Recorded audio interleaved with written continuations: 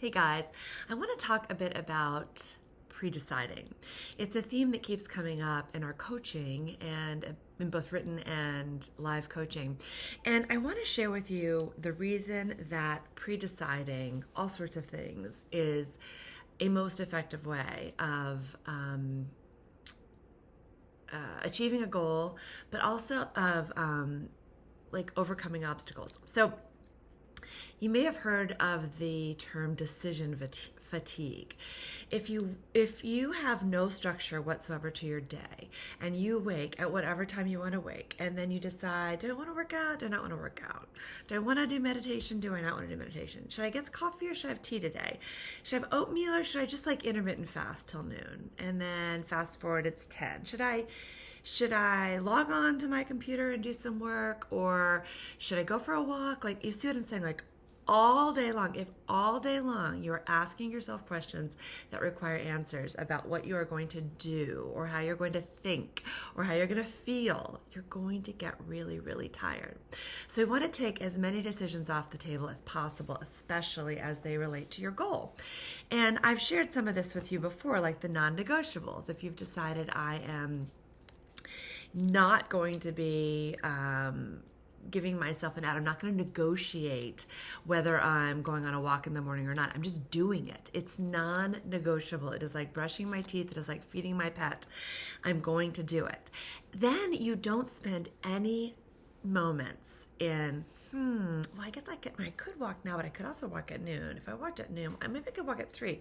Well, actually, maybe I want to walk after dinner. Well, wait a minute, maybe I'll call a friend. Maybe I could walk with a friend. Like, no, you're adding drama that is unnecessary to your life, and you are going to experience decision fatigue. And then when we experience decision fatigue, we eat the whole tub of ice cream, or we don't ever go on the walk, or we drink the bottle of wine, or whatever it is. We are mature women, and yet we have a very immature part of our brain,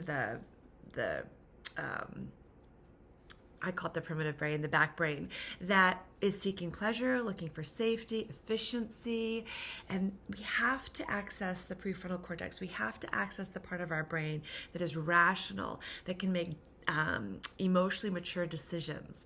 And we do that when we have all the strength, when we have all of the emotional maturity, and then we have to follow through when we're feeling like a toddler, when we're feeling like a teenager who's like, I don't want to do that, right? So the more decisions you can make in advance, by that could be 24 hours in advance, it could be a month in advance, it could be an hour in advance, whenever it is. You make the decision, and then you show up like an emotionally mature woman and you follow through on the decision. And I will tell you, just that phrase, emotionally mature woman, has nudged me the times that I'm like, well, I know I said I would get on that treadmill, but I'm like, Kristen, come on. You're 55 years old. You are not a baby. You are not like weak. You are not emotionally immature and just going to give in to whatever the whim is. You're going to do this. And I speak to myself this way, almost like I'm my own mother, right? Like I'm my own parent, I guess I should say. Like, no, this is a no. We decided in advance we were doing this. We're doing it. We're doing it, okay? So this is how we avoid decision fatigue. This is how we handle expected obstacles of negotiating. Negotiating is an obstacle of self-negotiating. This is how we how do I say this? Like how we kind of dodge the temptations to not do what it is we say we're going to do. And listen, if you've got a day where every single minute is accounted for and you end up feeling like a robot, I'm not like, I don't think that's actually a very human way of living. But I am saying there's some chunks of your day that you can pre-decide. I have that for my breakfast. I know what time I'm going to eat it. I know exactly what I'm going to eat. I might get a little bored. That's okay. No one said my breakfast had to be exciting, right?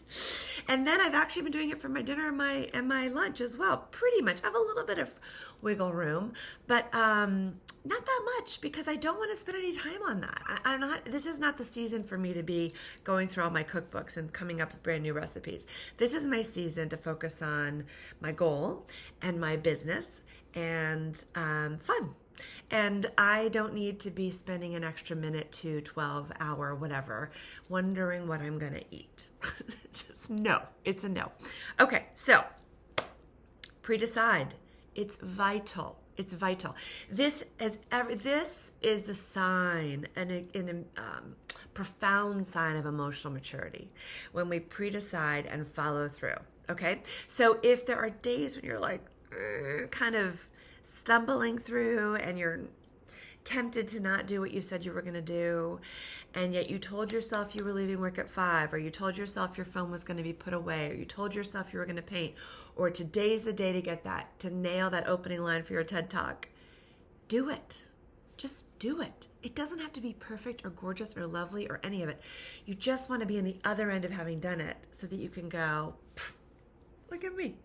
Look at me. I'm just building that muscle of self-trust. Okay, pre-decide, eliminate decision fatigue, make it easy for yourself. That's really what this is. Make it easy for yourself to just cross that finish line. Okay? I'll see you at the finish line.